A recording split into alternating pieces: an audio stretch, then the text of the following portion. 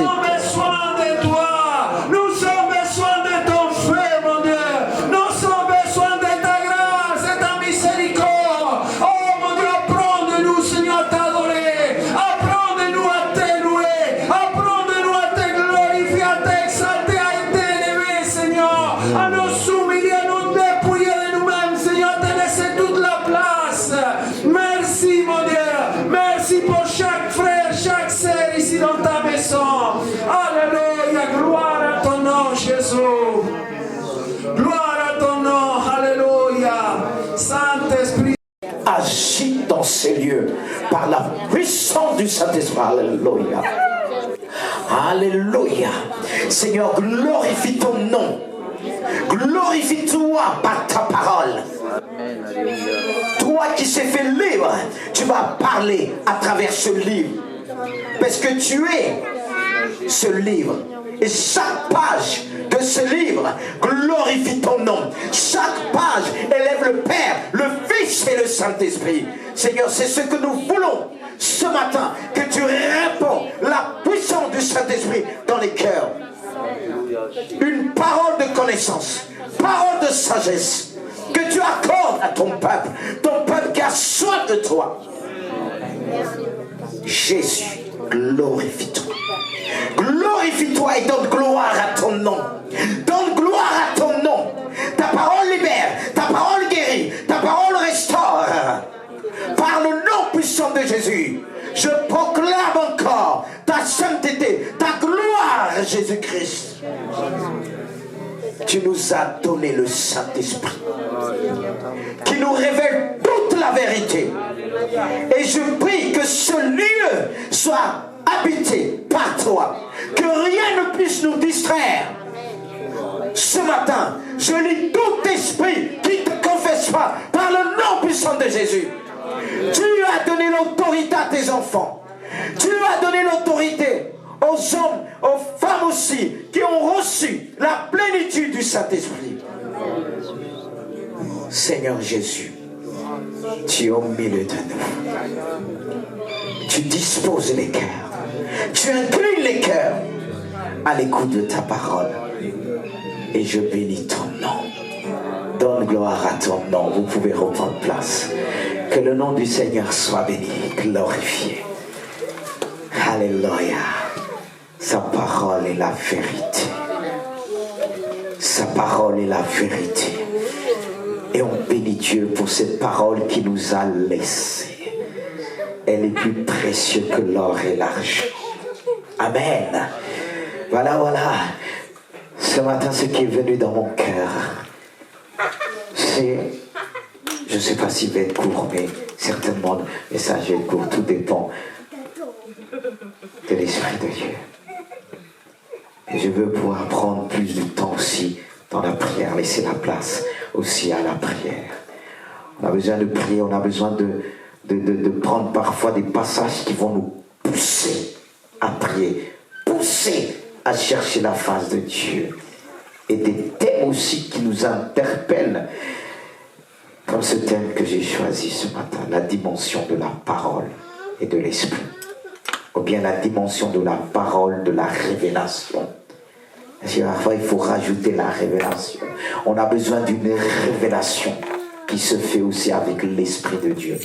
D'où la dimension, ou bien la puissance de la parole et aussi de l'Esprit de Dieu. Qui agit, qui change de vie, qui nous transforme de gloire en gloire. On a besoin chaque jour d'être transformé par la parole de Dieu. Chaque matin nous dit son prophète, il éveille mon oreille pour que j'écoute comme écoute un disciple.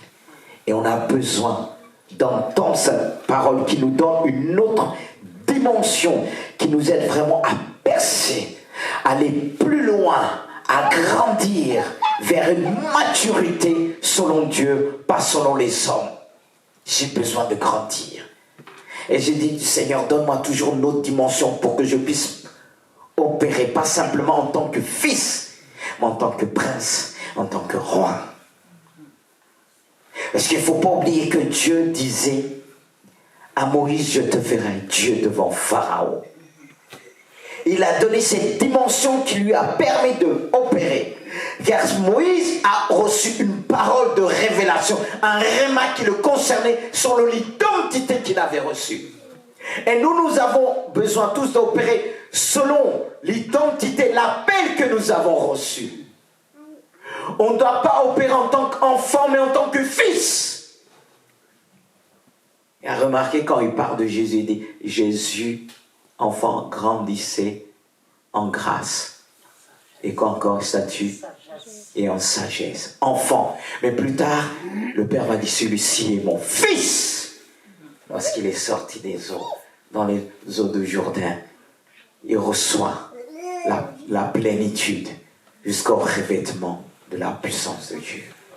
Et c'est ce qui lui a permis d'avoir cette dimension de la parole de Dieu faite chair, cette dimension de l'esprit qui va vraiment au-delà. Car il est dit, toute écriture est inspirée de Dieu, utile pour corriger, pour enseigner. Et Jésus-Christ avait cette parole de Dieu qui était devant lui pour l'orienter, pour l'emmener plus loin. On a besoin de la parole et de l'esprit. Et ne pas dire l'eau de la parole qui nous purifie, qui nous lave, qui nous communique la sainteté de Dieu. Et c'est ce que nous avons besoin. Parce qu'on peut se perdre dans nos raisonnements, dans ce que nous avons appris.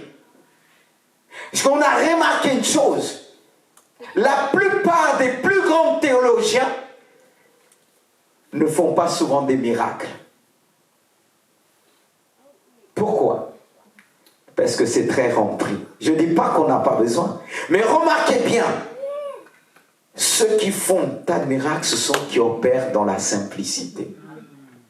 Ils vont lire un passage, ils vont dire, il est écrit, agis. Mais le théologien, ça cogite beaucoup. Regardez les disciples, c'était des hommes simples. Il y avait un grand théologien, l'apôtre Paul. Mais regardez comment Dieu l'a emmené. Il a dit, je regarde toutes ces choses en vain maintenant. Il l'a pétri. 12 ans est passé très vite. Il fallait qu'il laisse ces choses. Ça ne veut pas dire que Dieu ne s'en sert pas. Mais ce n'était pas la priorité. C'est pourquoi Jésus va confondre les pharisiens, les docteurs de la loi, et l'un des docteurs qui était venu de nuit voir Jésus. On pouvait dire que cet homme était versé dans les Écritures, versé dans la loi mosaïque. Mais cet homme, cependant, il est venu de nuit en disant, nous savons, c'est ce que nous allons voir. Nous savons. Vous savez, il y a ceux qui vont vous dire, nous savons, mais en réalité, ils ne savent rien. Comment on va remarquer ça? C'est dans le dialogue. Lorsque nous allons communiquer ensemble, on peut voir la dimension que la personne a avec Dieu. Et c'est ce que Jésus va voir. Même si on se cache pas longtemps. Parce qu'il est dit, c'est de l'abondance du cœur que la bouche parle. Alors lisons ensemble. Il s'agit de Nicodème. Et là, on va le voir, là où Jésus, qui est la parole, voulait emmener Nicodème, lui communiquer une autre dimension. Cet homme qui avait cette dimension versée dans les Écritures mosaïques, et on pouvait dire, il connaît. C'était un enseignant de la parole de Dieu. Et lisez avec moi, il dit, mais il y est un homme d'entre les pharisiens, nommé Nicodème, un chef des Juifs, qui vint, lui, auprès de Jésus, de lui, il lui dit, Rabbi. Waouh! Il l'appelle maître. Rabbi, nous savons. Il n'était pas tout seul. Il ne dit pas, je sais. Nous savons que tu es un docteur venu de Dieu. Waouh! On va dire, cet homme a compris. Il reconnaît Jésus, il reconnaît le Messie venu de Dieu, car personne, il rajoute, ne peut faire ces miracles que tu fais si Dieu n'est pas avec lui. C'est vrai. Mais on va dire, ben, quelqu'un dit ça. Vous allez dire, mais celui-là, ben, il a tout compris. C'est pour ça qu'il est important de bien l'écouter. On va continuer. C'est pas parce que la personne vient dire, il commence, parce que c'était un docteur de la loi. Il a vu que personne parmi eux, les théologiens là, pouvait faire les miracles de Jésus. Eux, c'était la parole, la parole, la parole, la parole. Et je respecte. Mais Jésus va l'écouter. Jésus lui répondit, en vérité, je te le dis, si un homme n'est né de nouveau, il ne peut voir le royaume de Dieu. On va dire, mais Jésus, il ne répond pas à Nicodème. Il aurait pu dire, Nicodème, tu as raison, je suis un docteur qui vient de Dieu. Ce que je fais, personne ne le fait. Nous, on aurait fait quoi? Ah oui, tu as raison. Rajoute encore. Dis encore un mot. Ouais, ah ben oui, hein. Ce que je fais là, tu l'as vu déjà dans une église? Non, mais quel enseignement. Parfois, quand Jésus parle, on pense qu'il prend une autre direction qui n'a rien à voir. Mais il revient toujours. Il fait un détour, mais il revient pour emmener la personne à réfléchir. Il dit, je reprends. Il va le dire en vérité. C'est-à-dire, il met l'accent. Je te le dis, si un homme ne naît de nouveau, il ne peut voir le royaume de Dieu. Nicodème, voilà, ça va l'interpeller. Nicodème lui dit, comment un homme peut-il naître quand il est vieux? Peut-il rentrer dans le sein de sa mère et naître? Jésus répondit en vérité, je te le dis, si un homme ne naît d'eau et d'esprit, il ne peut entrer dans le royaume de Dieu. Ce qui est né de la chair est chair, et ce qui est né de l'esprit est esprit. Ne t'étonne pas que je te dis, il faut que vous naissiez de nouveau. On peut s'arrêter là pour l'instant. Il faut que vous naissiez de nouveau. Mais Nicodème, ce langage était un peu un langage de sourd à l'époque. Mais ça nous parle. Parfois, pour comprendre certaines choses, il faut revenir en arrière. Pour comprendre certaines choses dans la vie, parfois il faut se faire petit. Parce que quand on se présente en tant que docteur, quelqu'un qui connaît tout, comment on va recevoir?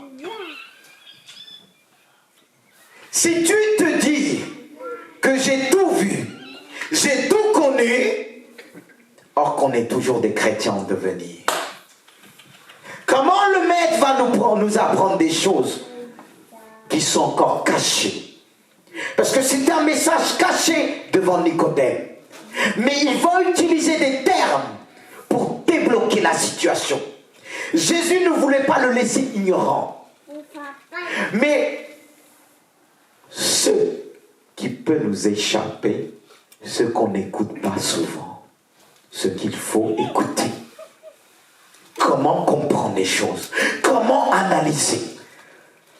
Mais j'aime aussi cette réaction du Nicodème. Il m'a dit, mais attends, tu me parles de la nouvelle naissance.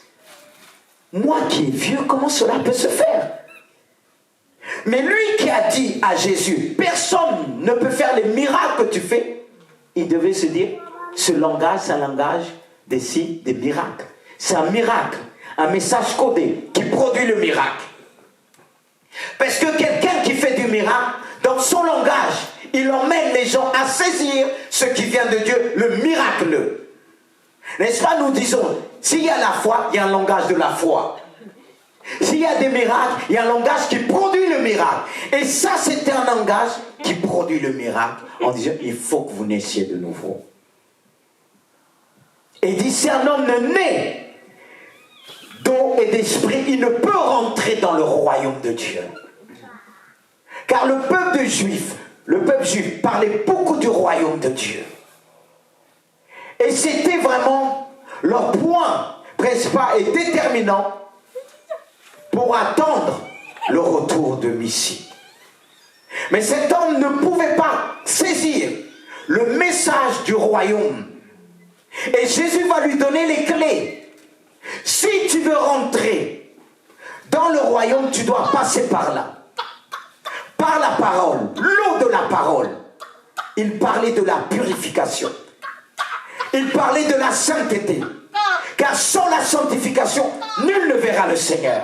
C'est la sanctification qui nous permet de saisir le miracle de Dieu. Car lorsqu'un cœur a été purifié, régénéré, ça nous permet de pénétrer, de rentrer dans le royaume de Dieu. C'est une des clés du royaume de Dieu qui nous permet d'accéder au royaume de Dieu. Bien-aimé de Dieu. Il veut le faire comprendre. L'homme dans sa nature pécheresse, malgré sa doctrine, malgré son intellect, son intelligence, car la foi de Nicodème était une foi intellectuelle. C'était une foi qui avait besoin de grandir, de naître de nouveau, de passer par ce miracle qu'on appelle la nouvelle naissance, une réelle conversion que la parole de Dieu suscite dans nos cœurs. Une véritable repentance. Il ne s'agit pas de venir, de reconnaître que ce que tu fais, personne ne peut le faire. Il faut aller plus loin. C'est pour ça, dans nos églises, il y a beaucoup ceux et celles qui ne sont pas convertis. Et on a du mal à discerner parce qu'ils ont un langage spirituel de théologiens. Et ils connaissent les Écritures, ils sont comme Nicodème, enseignés peut-être certainement, mais il n'y a pas eu ce miracle de la nouvelle naissance. Ils ne sont pas passés par l'eau de la parole. Une parole de révélation qui est sortie de la bouche de Dieu. Une parole qui va droit au cœur, qui nous fait comprendre qu'on doit commencer à zéro. Qu'on doit passer par la nouvelle naissance. Parce que quand vous prenez un poisson et vous dites vous allez vivre sur la terre et il a l'habitude de vivre dans l'eau, vous le sortez, c'est impossible. Et c'est comme ça la nature pécheresse. Il faut vraiment un miracle d'une nouvelle naissance pour comprendre les choses de Dieu. Beaucoup essaient de comprendre les choses par rapport à ce qu'ils ont appris intellectuellement. Tu vas buter. C'est pourquoi parfois on parle à d'autres chrétiens autour de nous, c'est comme un langage de sourd. C'est là que Nicodème, il pouvait dire, mais il dit, mais en vérité, tu es auditeur, tu ne comprends pas ces choses. Mais il était censé te comprendre. Mais pourquoi il ne comprenait pas? Parce qu'il n'est pas passé par la nouvelle naissance.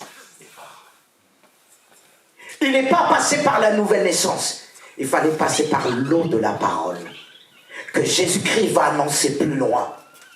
Il va lui parler de cette verge que Moïse avait dressée dans le désert. Il connaissait ce message. Et ce message voulait dire beaucoup. Concernait aussi ce que le Messie allait accomplir à la croix. Et ça passe par la croix. Qu'un scandale pour ceux qui périssent. La folie aussi. Le message de l'évangile. C'est pas simplement intellectuellement, en disant j'ai appris intellectuellement à chercher au niveau des écrits et là je suis capable de recevoir le salut. C'est plus que ça. Ça commence par l'humilité. Il fallait que cet homme rentre en lui-même, un cœur d'enfant, comme un enfant qui vient de naître, pour comprendre les choses de Dieu. Pour se faire petit, il faut vraiment l'humilité. Jésus voulait emmener Nicodème vraiment à revenir sur lui-même, à s'interroger. Et le message était simple. Tu veux comprendre les choses, il faut que tu naisses de nouveau. Et tu vas grandir progressivement. C'est ce que beaucoup ont besoin. Beaucoup ont été déformés par le message qu'ils ont reçu. Et ils ont cru qu'ils étaient nés de nouveau. Mais ils étaient loin de ça. Mais Jésus va leur présenter les choses. C'est un homme né d'eau et d'esprit. Il ne peut rentrer dans le royaume de Dieu. C'est-à-dire, tu ne pourras pas comprendre les choses de Dieu. Même si tu as pris, même si tu as allé dans toutes les écoles bibliques pour chercher Dieu, mais si tu ne passes pas par là, tu vas passer à côté de choses. Et quand il dit, il faut que l'homme, si tu nais d'eau et d'esprit, ça nous parle aussi le baptême d'eau, qui est le baptême d'obéissance à la volonté de Dieu, un baptême qui nous parle de renoncement, un baptême qui nous parle de mourir à soi-même. Il faut passer. Est-ce que Nicodème t'accepte de mourir? Toi qui as connu les choses, est-ce que tu acceptes de tout recommencer? C'est ça la vie chrétienne, le renoncement. Est-ce que Nicodème, aujourd'hui tu es d'accord? Toi qui es vieux, toi qui as pris ceci, un homme respectable, est-ce que tu es prêt de tout recommencer? De naître de nouveau? De passer par le baptême? Est-ce que tu es prêt à obéir à la parole? Si tu es prêt, tu seras sanctifié. Si tu es prêt, tu seras purifié. Et la parole nous emmène aussi vers une autre dimension. L'eau de la parole et aussi de l'esprit. Parce que quand on s'approche de Dieu, l'esprit vient habiter en nous. Et ça doit grandir en nous. On doit lui permettre de grandir, comme Jésus dit. L'enfant Jésus, qui a été conçu par le Saint-Esprit. L'enfant Jésus grandissait en sagesse, en stature, en grâce. Devant Dieu et devant les hommes. Devant Dieu et devant les hommes, doit avoir ce miracle de la nouvelle naissance. Et on témoigne, les gens témoignent ce miracle, cette nouvelle naissance. Jésus-Christ l'a manifesté. Il a grandi l'enfant. Mais à un moment donné, il fallait qu'il se présente dans le désert. Dans les eaux de Jourdain. Qu'il a été loin. Il faut passer par là. Nicodème, tu veux comprendre. Il faut cette parole que tu as reçue.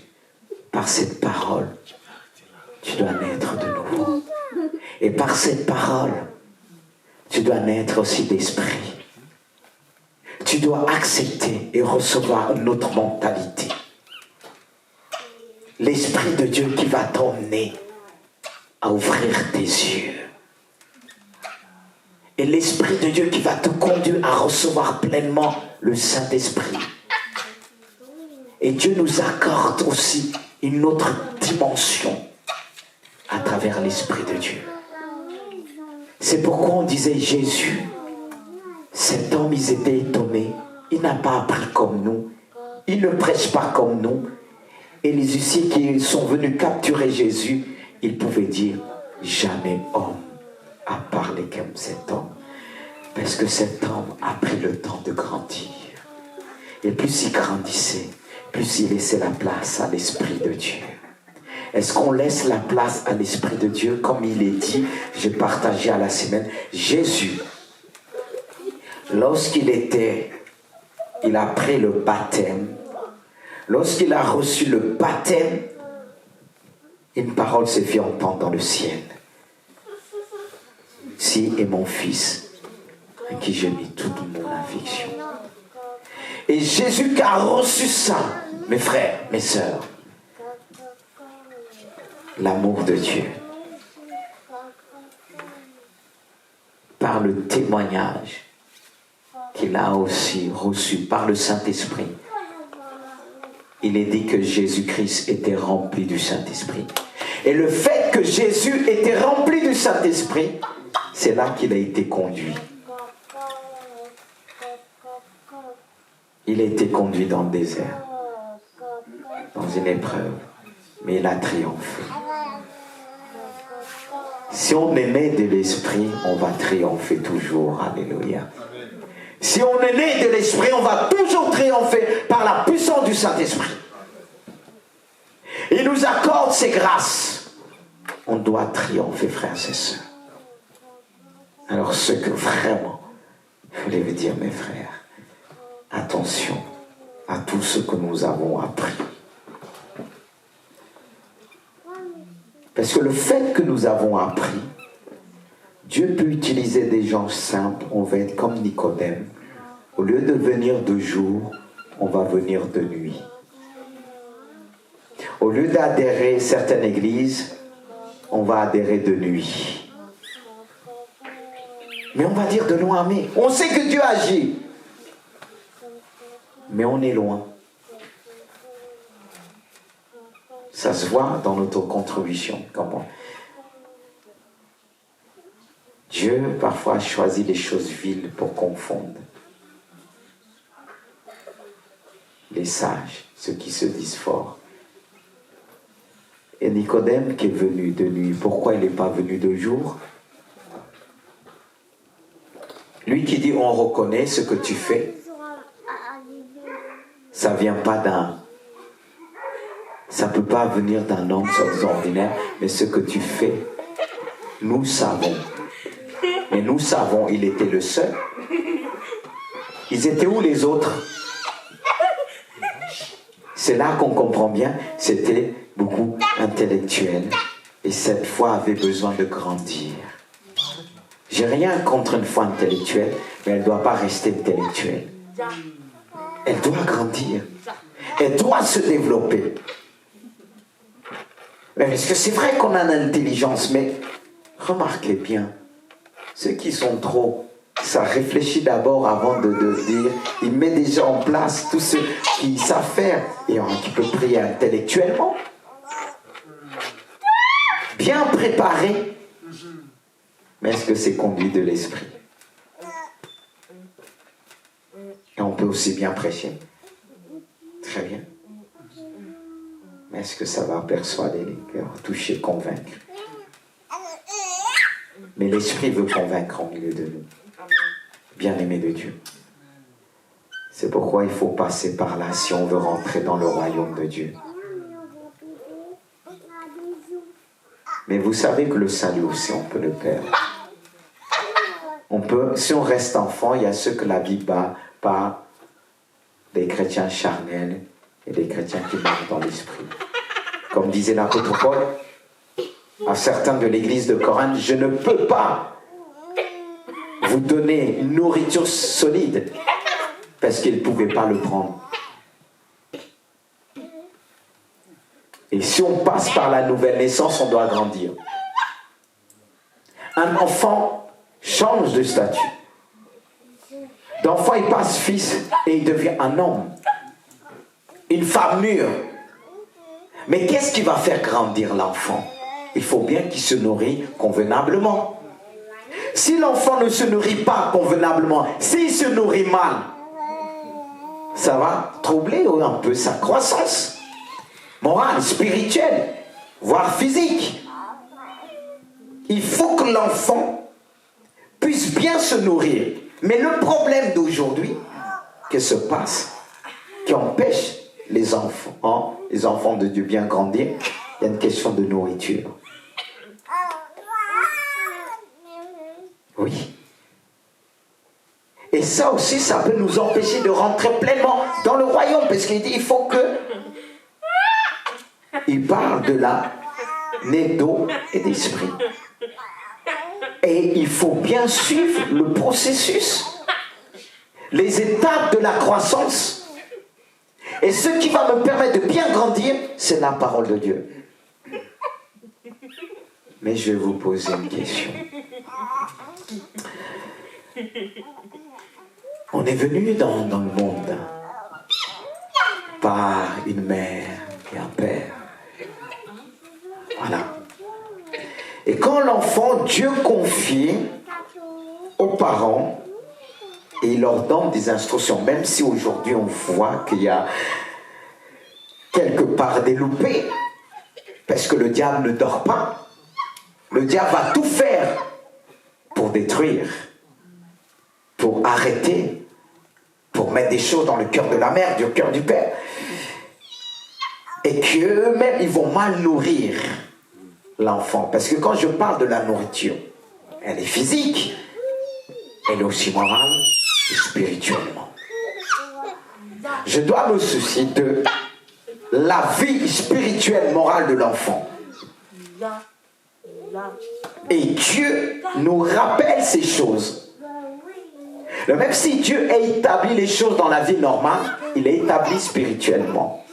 Parce que si l'enfant qui est avec sa mère, qui cuisine bien, et après il dit maman, je sais que tu cuisines bien, est-ce que tu peux me permettre aussi de manger là-bas?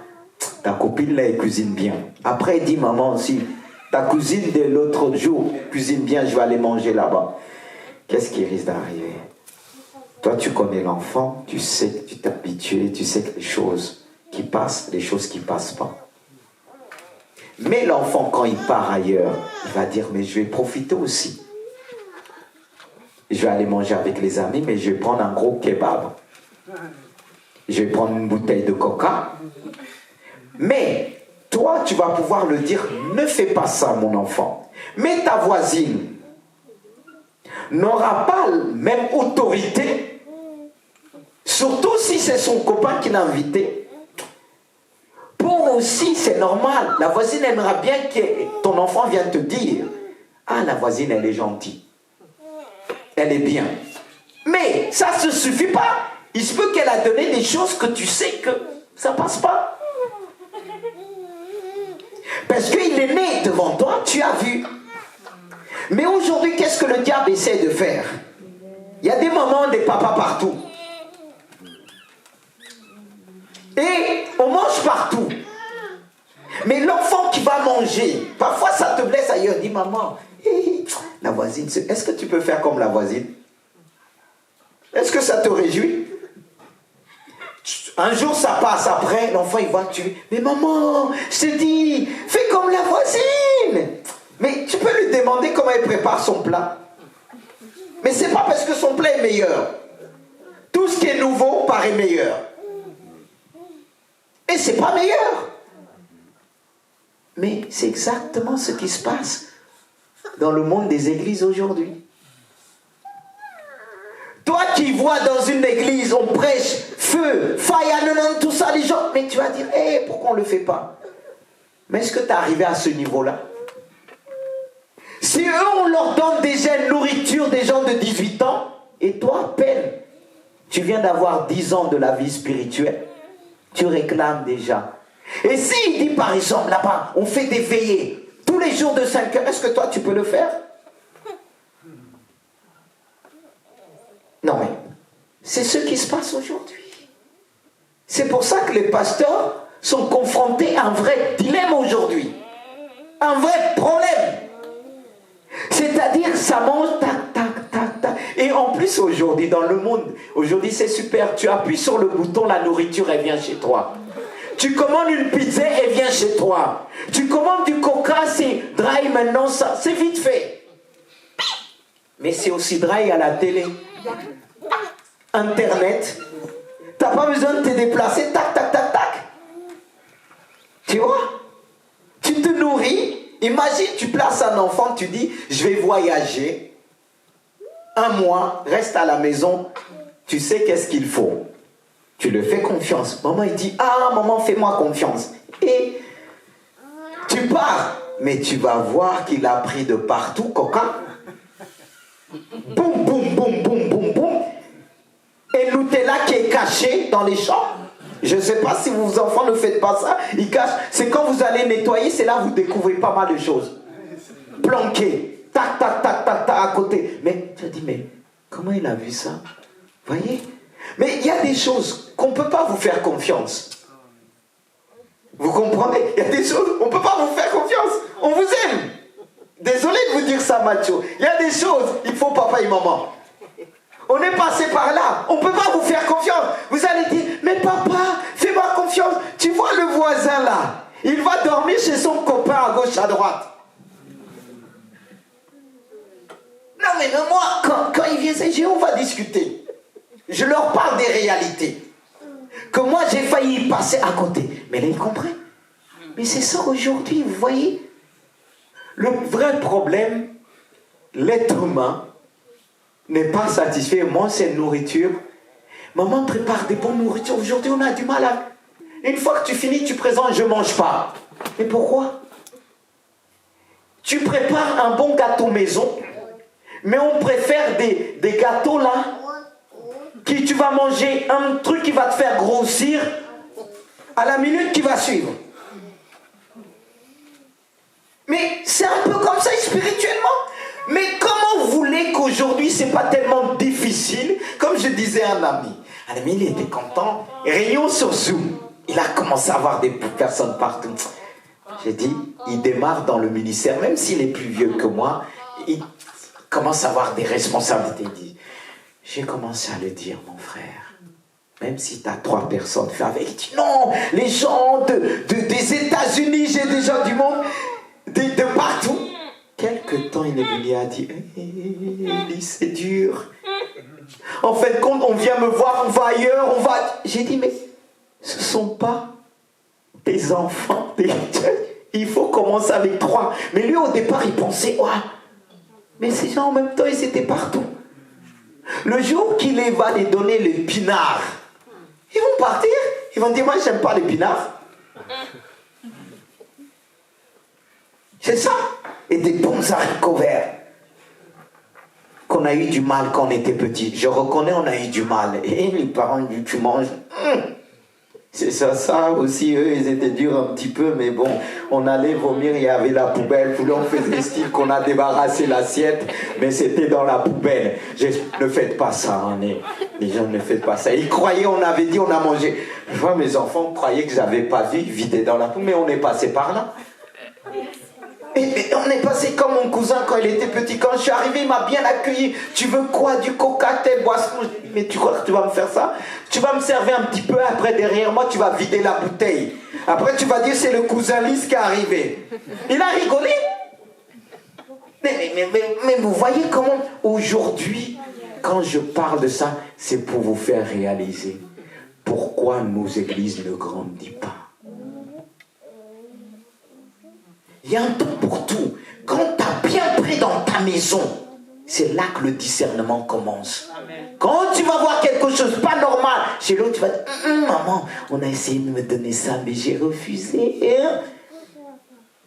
Mais comme toi là, tu manges là, tu manges là, tu manges là, tu manges là, en fin de compte, tu as plein de maman, tu as plein de papa. Et comment tu vas grandir? Pourquoi le peuple de Dieu beaucoup ne grandit pas? Peut-être vous allez dire, ah pasteur, je pars pas, mais Internet, on regarde tous dessus. Après, quand on regarde, oh, pourquoi c'est pas comme ça dans mon église? Pourquoi c'est pas comme ça? Est-ce que tu as demandé à Dieu, pourquoi c'est pas comme ça? Est-ce que toi-même tu es prêt à prendre ce qu'il faut? Est-ce que tu vas dire à ton père et ta mère, c'est pas comme ça? Il faut faire comme l'autre.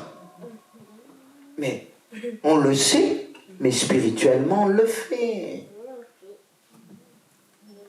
Qu'est-ce qu'on fait quand on veut que la maison avance? Quand on est des enfants, on commence à être mûrs. Quand maman arrive avec les courses, on court, on va l'aider. Et on l'aide dans la cuisine. On aide et c'est mieux. C'est bon. Mais quand ça se dit, maman va préparer, ah c'est pas bon. Mais c'est comme ça qu'on fait à l'église. On doit grandir. Hein? On doit grandir. C'est pourquoi je vais m'arrêter là. J'ai assez dit. Et on va prier. Amen. Parce que si vous voulez votre papa s'améliore, votre maman, vous allez l'aider. Et ce que vous avez, maman, rajoute là du coup. Ça va devenir meilleur. Mais de dire, moi, si tu ne me donnes pas, j'ai mon argent de poche, hein. Ça me suffit, j'ai mangé avec mes amis. Ton argent de poche va finir un jour, hein. Et quand il finit un jour, c'est là, on vient tout gentil. Il y a papa et maman. Non. Mais moi, je suis parti à 17 ans. Je sais de quoi je parle, on croit qu'on est grand. Mais quand je vois aujourd'hui, j'ai dit, mais 17 ans, tu pensais que t'étais... Quand je vois ce 17 ans, j'ai dit, ça a dû déchirer le cœur de mes parents.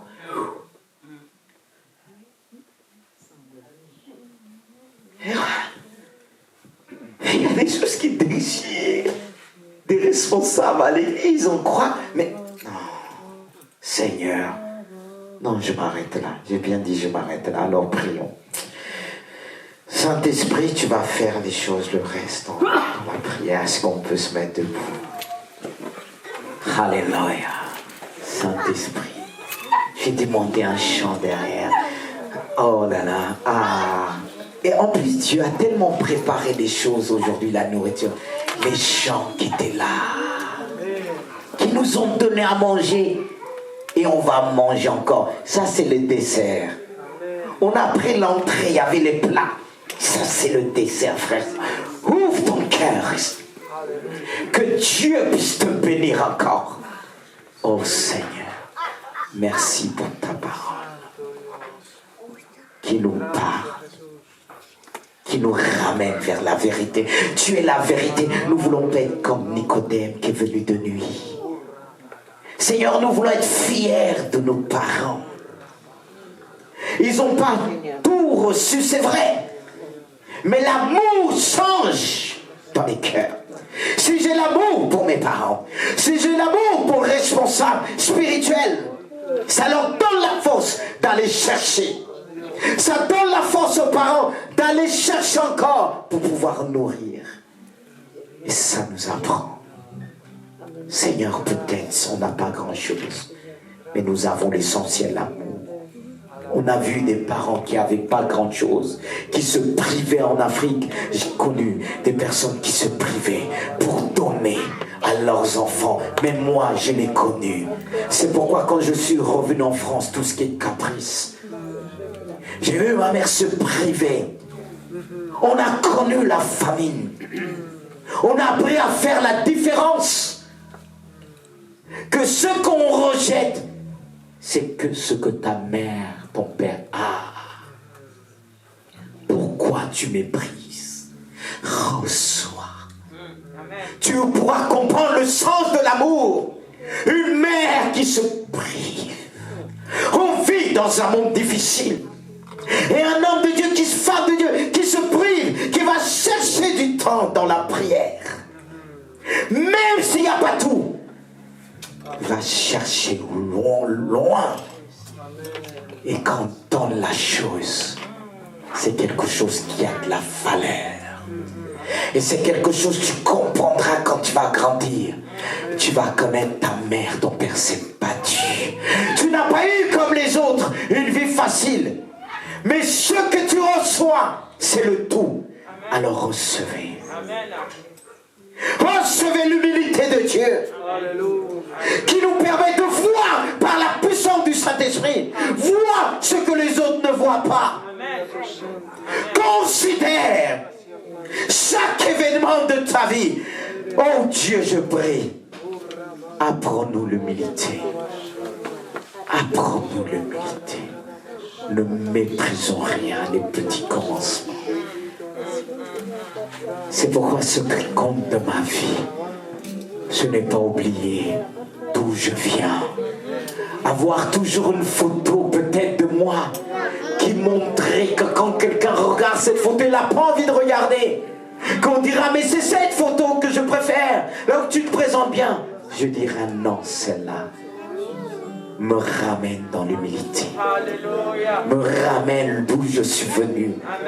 Les galères que j'ai connues. Et c'est ce qui peut marquer mes enfants. Quand je vais les enseigner, je n'ai pas honte de leur dire j'ai connu la faim, j'ai connu ceci. Pour qu'ils sachent d'où je viens. Jésus chante. Amen. Chantararios. Soba babria. Shikam ararios sonda. Donne l'humilité. Pour moi, un sauveur, un conseiller, un ami. Son nom béni n'a rien de comparable sur cette terre et là-haut dans les cieux. Chante. Christ est Christ pour est pour nous et pour toi. un sauveur admirable, Sharakaradios. conseiller, un ami merveilleux. Son nom béni n'a rien de comparable sur cette terre et là-haut dans les cieux. Christ est pour moi un sauveur admirable, un conseiller, un ami merveilleux. Son nom béni n'a rien de comparable sur cette terre et là-haut dans les cieux. Christ est pour moi un sauveur admirable, un conseiller, un ami merveilleux.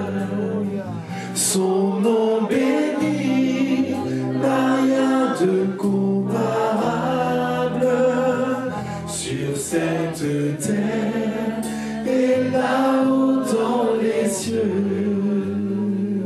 Alléluia.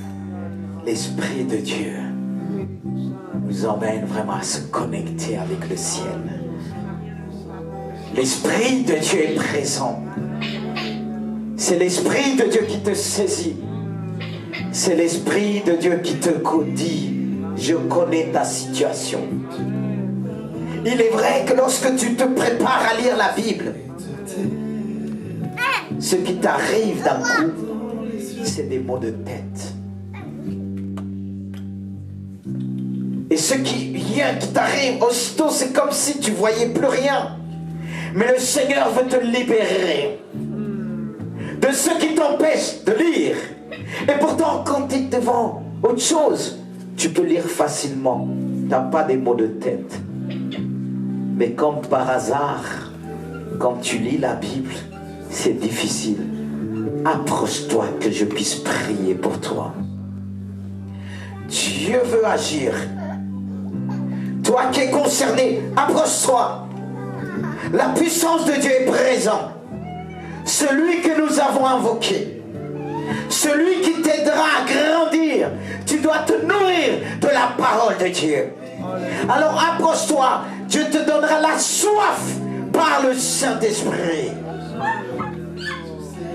Il va enlever tout ce qui t'empêche de lire la parole de Dieu. Alléluia. Orio Santo Salida Carayas. Est-ce qu'il y a d'autres encore qui ont du mal à lire la parole de Dieu, du mal à prier en esprit, à rentrer dans cette dimension? Le Saint-Esprit veut opérer à travers toi. Il veut te montrer les mystères d'en haut. Alléluia.